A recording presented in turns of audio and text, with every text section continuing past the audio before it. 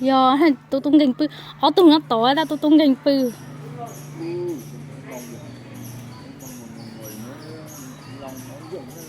tôi nói bây giờ gạo trúc á tôi nói bây giờ gạo trú nè ha chẳng còn tôi màu bua cho mũi chị tàu kìa con gạo trú bị tối ngày đòi xem nó. Con cá quá trời quá đớ luôn. Con cá kìa. Con cá kìa. Con cá đầy luôn á. Ôi. Nước đã đi cái con cá. Ba đi đá con cá thì con cá. Con cáo kìa, con cáo lười biếng giờ này chưa dài kìa. Nè hai con bên kia nó kìa, con đây kìa.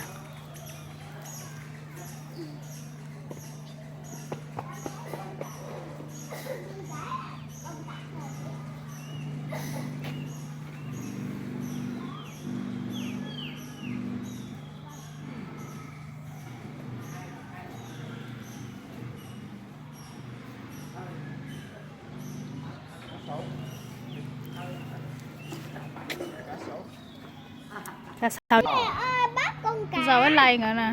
Mẹ ơi bắt con cá cho đang. Mẹ ơi bắt con cá. Em cũng tới 2 tia. Mẹ to quá trời luôn. Ba thả con luôn. Nhiều quá.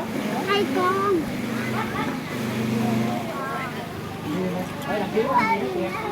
Đây nè, cái ba bồng đi. Con rớt rồi. Má ăn dưa hấu đó. To như con to siêu to luôn. Con đó bơi ở nước. Đó, há mẹ ăn dưa hấu kìa. Thấy chưa, răng nó to to nó đòi ăn dưa hấu kìa. Quá trời kìa, chưa dài kìa, nào dưới đất kìa.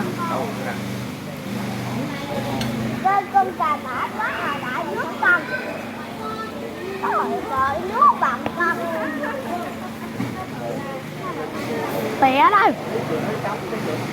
Ơi mập quá à, nó Té là có hàm má ăn luôn đó đang đó.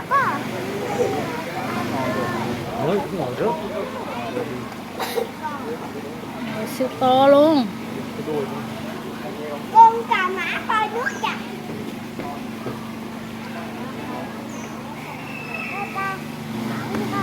Té là đang á. Có tù tú rồi, có phun the.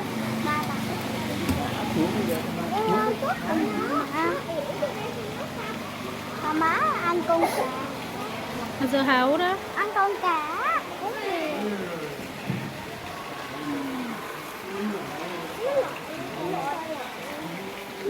Giỏi còn hơn của mình nữa đúng không? Cái tiếp vào cua.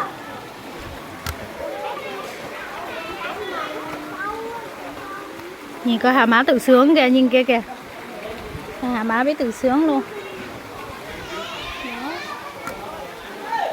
Quá trời còn đang ngủ kìa.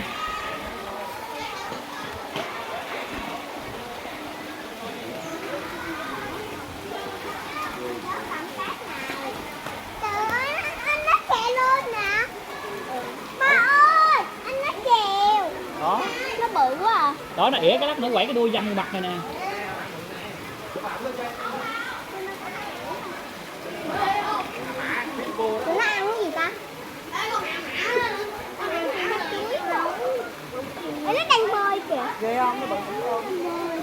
Nhìn này đứng vợ nè. Hello. Hippo. Hippo. Hello. Hello. Nó hạ miệng cái răng nó bự không? Nè. Nè. Rồi, hello, hello thằng nè.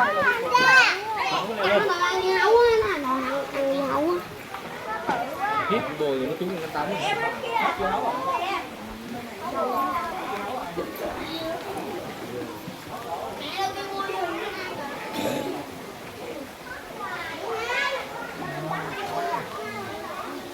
Đi cưng con cá cảo. Đây. Con cá trắng rồi. Con hà má kêu kìa.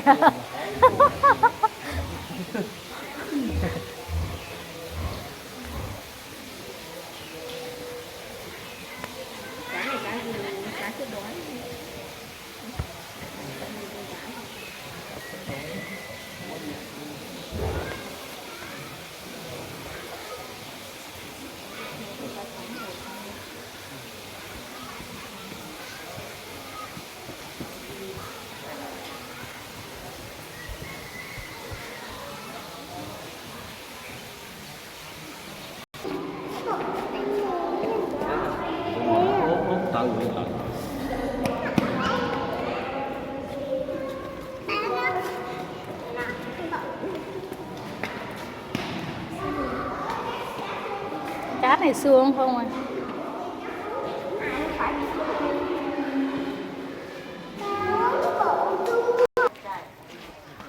Con kia là con gì vậy?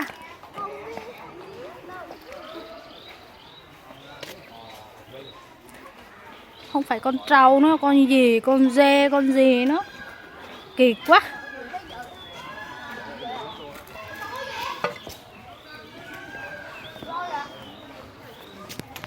Điện này làm sao nước mà. Hả? Nó chơi đá banh đó. Cho ăn. Ốm nó tội nghiệp quá à. Trời ơi, ốm gì đâu, đầu hết luôn rồi. Cái tai nó cũng teo lại luôn rồi. Rồi cái voi cái gò nữa đó. Bự gì. Đi không nổi.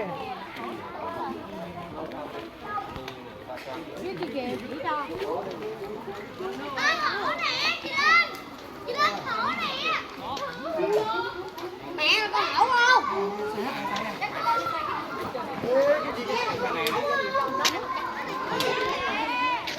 Chập mặt nó thôi chứ con chập nó con đến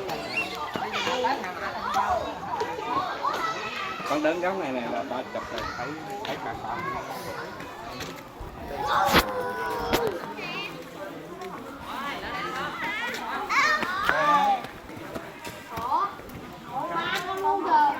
Ơi hổ đẹp ghê luôn á. Đi cô đi. Hổ nè. Nè. Đây cô. Đây là xấu xí. Đây cô. Ở đây.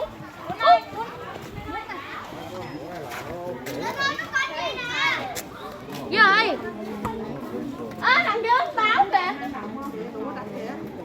Nó tòi nó quen. Một má mà mà bên trời đó.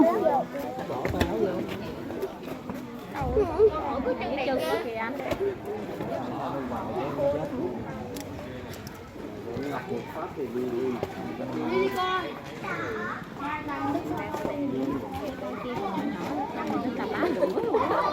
Mà sao không vòng vòng quá.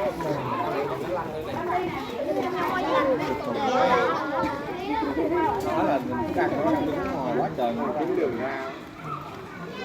Hổ này mới thả chưa mới vô đó.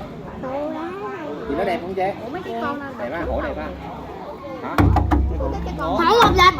Hổ một đẹp là hổ một đẹp. Hổ đâu nó hổ tiếng Anh là gì? Tiger. Tiger. Đó, nó lanh hơn nó đi cho mình coi. Đi. Tử kìa.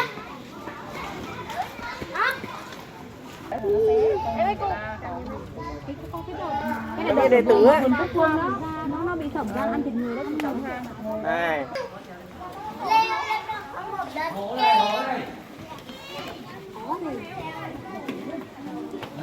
Nó chuẩn bị bay lại ăn mặt kia.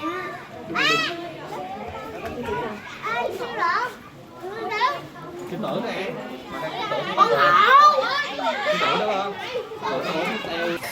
Sa một tao nó massage muốn chơi massage chân à.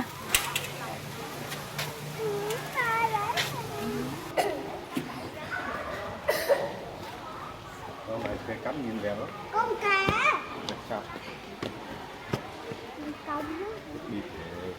Nó tao nấu rống ra cho tỷ sa Con gì kìa. tỷ là nó từ tỷ chim Việt rồi là đã chưa Mau cái này là sủi. Mau thế này.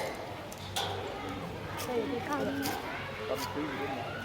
Đó, cầm kia chứ.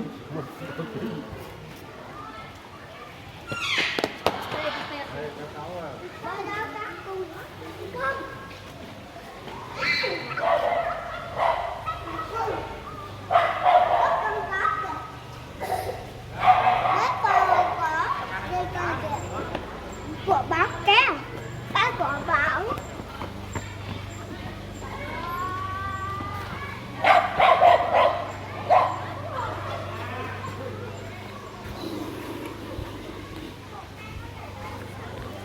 Bi ơi Bi ơi con này nè.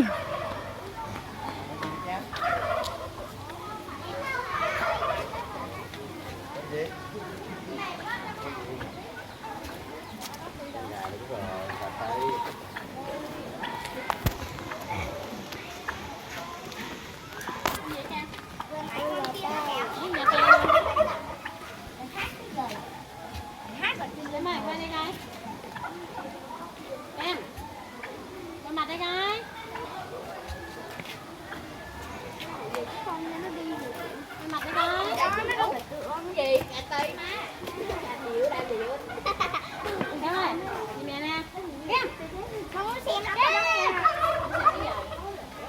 trời em biết mẹ biết rồi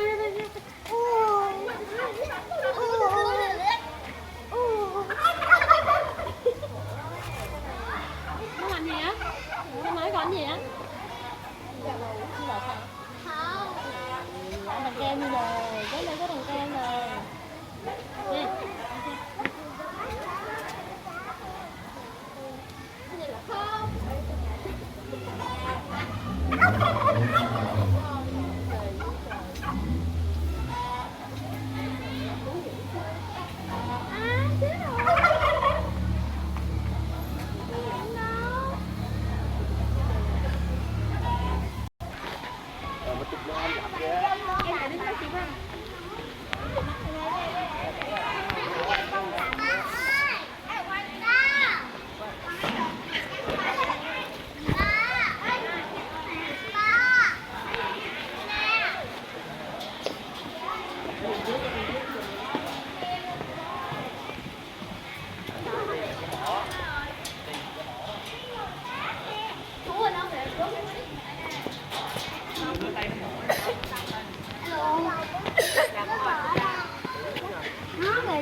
Không bỏ tay lên nó cắn đứt tay đấy.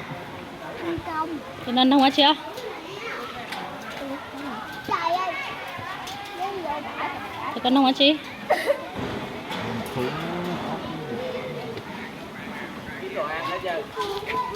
Con gì thế nào? Có bè tạch đẹp chưa?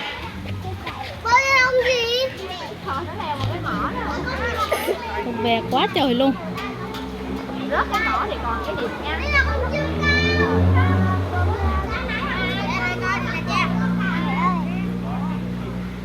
Còn ai nói là nó mới theo. nó có nói đâu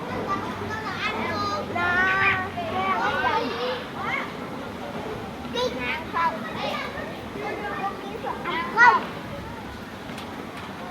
Dặm Khi nào Bi Bi ơi đó ba bên kia kìa.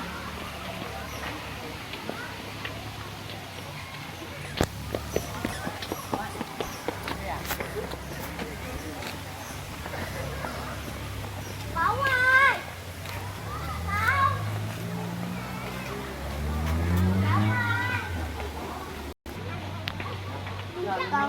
Con cuốn.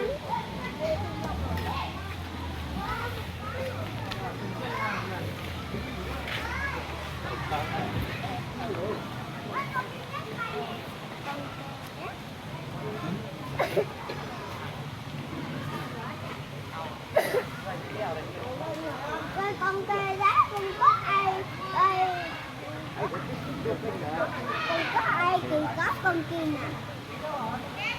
Đàn đấy. Con tê giác to không á Bi?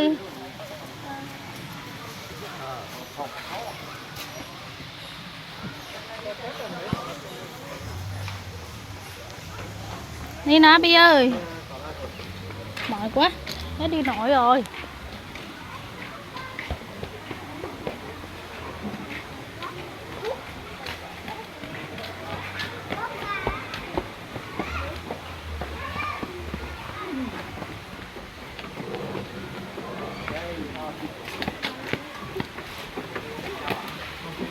Con này con gì ta? Con trai đó. Đúng rồi. Tê giác. Cái mỏ nó xấu xấu xí quá. Đi bên kia xe con này nào, con này kia kìa. Bên này nè, đi bên này xe con này.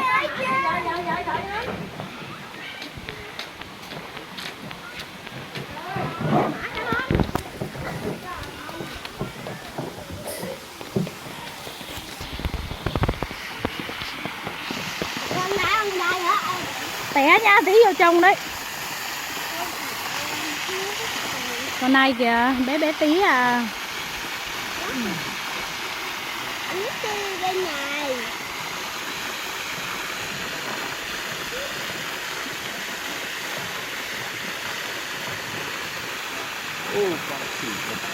Ô, con khỉ leo cây kìa. Thấy chưa, con khỉ leo trên cây kìa. Xa quá không thấy đâu. Nó tiêu rồi. Cả đất.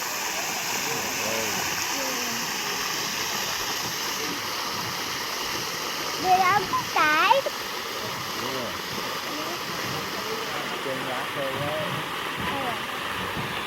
Nhỏ xíu à, sao thấy.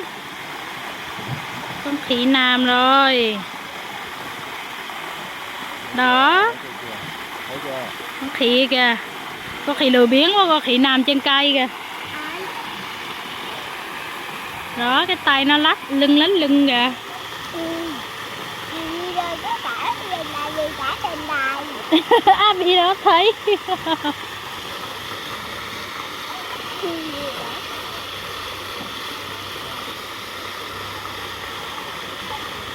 Khỉ này ngủ á, lan đi lăn lại á. Thì cắt rớt rồi. Thì nó đâu có con thả gì. Chết đi rồi. Thôi con khỉ nhỏ xíu quá, đi chỗ khác đi.